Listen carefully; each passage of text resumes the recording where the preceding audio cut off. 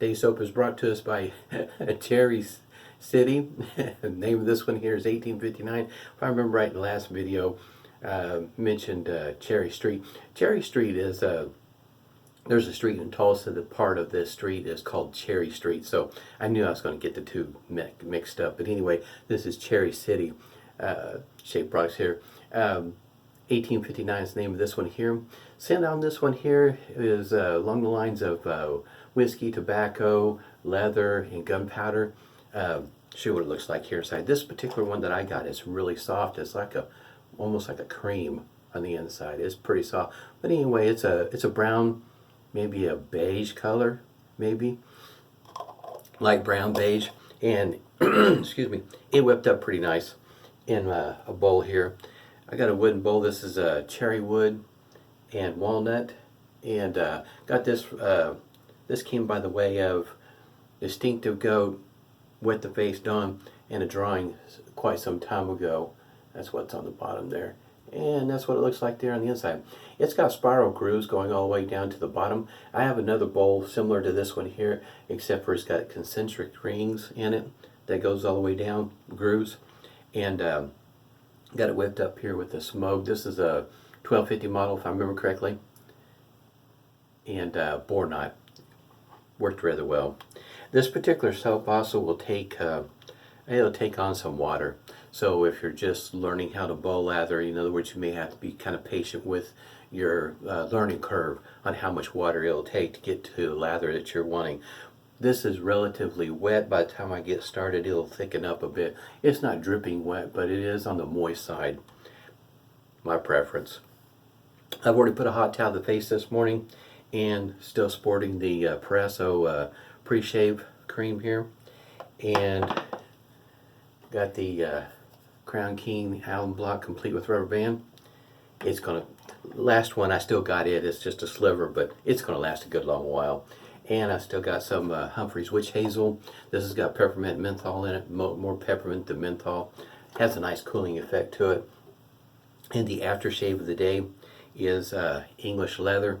I'll talk a little bit more about English leather here later on in the video. Got some stuff that I've found online that some of you folks might find interesting. Also sporting feather blade. This will be the first shave with this particular razor, and it will be with a feather blade. I don't have a blade in it just yet. This covers the end cap, so there's no overhang when the blade gets installed there. You can see that this is a safety bar on this side, open comb on this side, and the name of this one here is an OG1 from iKon, and still using the same, yeah, there it is, if it picks it up. There's the laser print there on the bottom of the handle. OG1, I was trying to figure it out because the website doesn't tell you what OG1 stands for. So I figured the O may be for the open comb, and G may be for the guard, and 1 because this is the first try at this sort of thing. I should show there at the ends. It's got a little grooves there to help hold on to it. So the loading of this blade, I've already got it mostly unwrapped over here. You can kind of see here the post there. That's what it looks like on there on the bottom. See the 2 slots there. One thing I want to point out is that when it's the tolerance there when it's like this is a little loose. It doesn't reflect on how the blade will load. I tried several times to get this blade to misalign. I couldn't get it to do it. Even though it wiggles there, like you've seen, I still couldn't get the blade to misalign. Tried several times, just couldn't get it to do it. Loads up just the way I expected every time. So to load something like this one here, you're going to have to take that base plate off. That's what the cap looks like on the underside there. And place the blade like that. Just let it kind of fall in there. And that's what it looks like there. Once you put that base plate on, it's easier to do it about waist level than it is way up high like that. Everything just snugs up just the way that you expect it to. I've got a link down below for all this stuff also, by the way. And if you're interested in checking it out, I think this particular shaver is on sale for about 45 bucks, which is not a half bad buy. Pretty good buy in my opinion. But throughout this shave, I will talk about my thoughts. Open comb and a safety bar on the same base plate. For me, the only thing I can think of is that maybe the open comb is more aggressive than the safety bar. So the safety bar, if you're having issues on the against the green pass, maybe you'd want to use the safety bar on the against the green pass. So in a way, you kind of sort of got an adjustable shaver all in one without having to make any adjustments. Outside that, I couldn't figure anything out. Why anybody would want something like this. It's just a thought. Last time I shaved was Thursday. So this is definitely going to be a test, I guess you might say, for the blade and the razor here. See how all this is going to work out. Wet the face here. The Preshave from Proraso, I have to say, really am liking it. This one here has got some tea tree in it, and I kind of feel it on my face when I apply it. Feels good. This has a, if you look to a website, which I have a link down below, about it being a musky scent. I think that's what my nose is trying to pick up. My nose is, this is the time of year where all the pollen and whatnot really gives my nose fits, as well as my eyes. Allergies, crust, you know, in the corners of my eyes. Some mornings I wake up and I'm blowing my nose quite a bit. Eyes are good and irritated. I'll probably do one more video with this particular setup in the way of the shaver, and probably the brush too. Give it more of an opportunity to get broken in. As you can kind of tell, the way I whip up my lather is on the wet side. Moist. Easy to work with. Now back to the English leather. English leather, from what I was getting from the website, this scent came about, and I should say this open comb is it's at least on the high end of medium aggression, I would say, upwards of that direction. English leather, the scent came out in the 1930s, and it was inspired by the scent that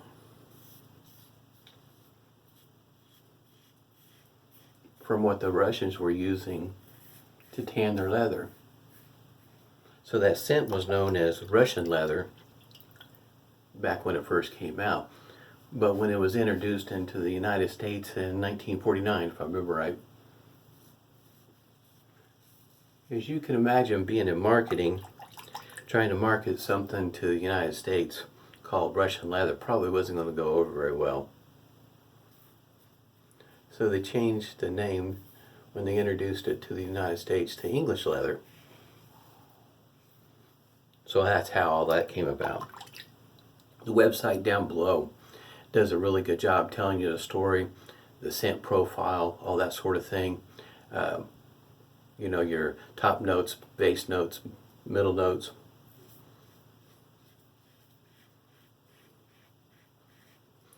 Really appreciate that sort of information. But anyway, the little bit of history behind the English leather. And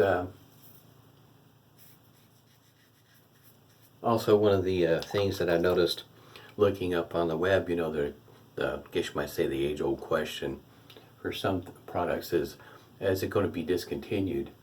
And that particular question seemed to pop up a few years ago. And of course it's still being made, but I think I have an idea, reason why this question keeps on coming up with some of these products. Just a thought, a theory, speculation. But like most, some other products, whatever it might be, whether it's aftershave or clone or whatever it is, the production line might not be what a person would think it would be. And in other words, it's limited. There's a lot other scents that are being made off the same production line. So there's a certain time frame or a particular number count that they might be working off of, and once that time, that goal has been met, that time has been met, they switch the production line over to make their next product, whatever it happens to be. And that might be the reason why English leather from time to time is not seen on the shelf. Because I know for me at times, it's it'll be months before I see it back on the shelf again, and I'm kind of wondering if that's not the reasoning. And behind is that the production is start and stop because they make other products also. Hence this reason why some people are kind of wondering, is it going to be discontinued? Because it's not always on the shelf. I have a link down below to this, to the website for English leather, and it is very interesting because for me, not only did I not know for the aftershave, this there is a 3.4 ounce bottle, and they also make an 8 ounce aftershave as well as the cologne. I don't recall ever seeing the cologne, and it comes in an 8 ounce bottle also, and it's a splash on. I didn't even know there was such a thing as cologne. I was very familiar with the aftershave, but not the cologne. In an 8 ounce bottle. So if you're one of those guys, if you haven't seen, try to remember to get a link down below. Your Maj May Vary website, not website, but channel, YouTube channel, where he was shaving with the same setup for a whole month. So if you're in that kind of vein where you're just getting your shave on, or whatever the case might be, where you're shaving with the same products for what would be considered some folks a lengthy part of a month or whatever,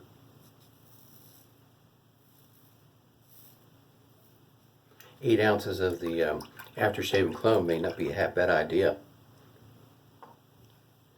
Shave's going pretty smooth. I've used the open comb on with the grain against the grain, across the grain. Against the grain, I'm going to use the safety bar side and see if my thought makes any sense.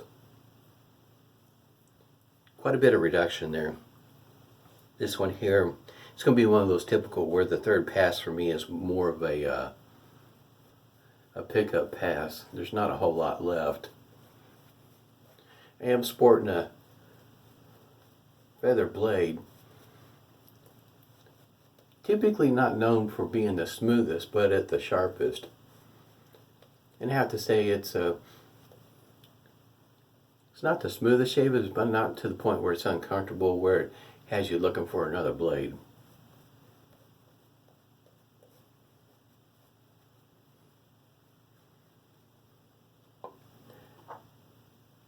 Alright, against the grain, and we're going to be using the safety bar side of things.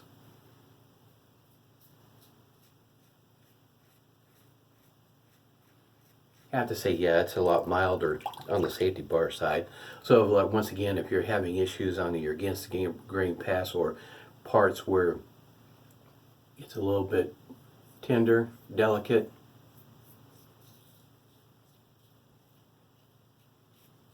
safety bar might be the side you want to use on this.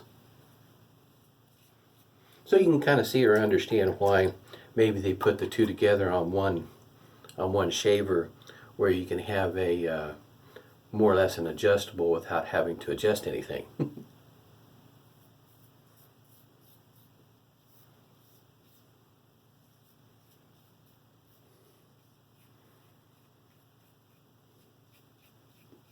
It took me a little while. I don't typically have an issue going against the grain, with the exception right here. There's a spot right here that is problematic if I'm not, excuse me, if the shave gear, whatever the case might be, lack of prep or whatever it is, this back in the day, especially with a cartridge, would be weepers galore. It'd be like a strawberry patch right there. be unpleasant for the rest of the day, stinging, sore, angry. Hope everybody's doing well. I know that the virus is still, how can you say, running its course. Our numbers here in Oklahoma are still increasing as it goes for the number of cases and the number of deaths. It's not near as bad as what it is in other parts of the country, but it's still running rampant.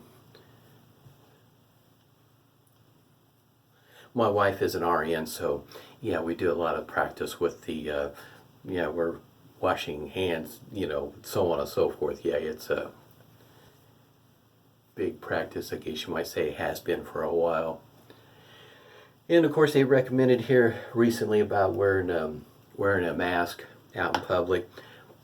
My out in public is not very much, as you can imagine. I'm working from home, so about the only time I go out is for food, in other words, stuff for the house. Just a little bit of stinging, not much. Considering it's my first shave with this razor, it's pretty good. Can't complain. It's especially if you're looking for something that comes close to being what I'm describing here. If you're interested in a shaver like this one here, it's pretty nice. That safety bar is pretty mild, definitely smooth going against the grain. Not even, it is taking it down, but it was very smooth. Definitely smoother than the open comb, in my opinion. Boy, that feels, it was a good shave.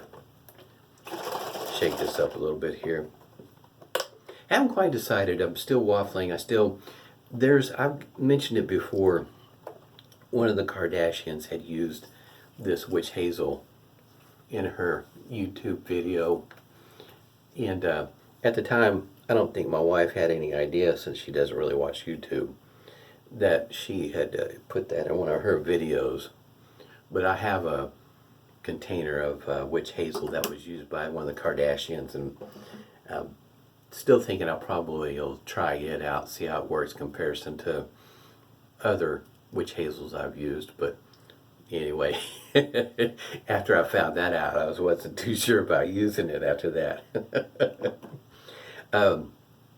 English leather, as it goes for where do you want to order it from, it's really up to you where you can get it from. For me, I ordered it online a while back. In other words, I got 2 more bottles of this, just in case they did decide to discontinue. Because as it goes for walk in the store, pick up an aftershave, this is one of those that I do like. I do have, which has been kind of in the back of my mind. Matter of fact, I've got it set up. I just haven't figured out exactly when. In one of my shaves, I'm going to use Brute as another one of those that I really do like. Got it paired up with a particular soap. At any rate, well, that smells good. As it goes for the scent, does the English leather match the scent of the soap? No, but it works together with it. It complements each other, in my opinion, per my nose. Meaning will tell you about my nose. Sometimes we differ directions. So in other words, this is your mileage may vary. Face feels really good. It's nice then. Hope everybody's doing well. Stay safe and smooth shaves to you.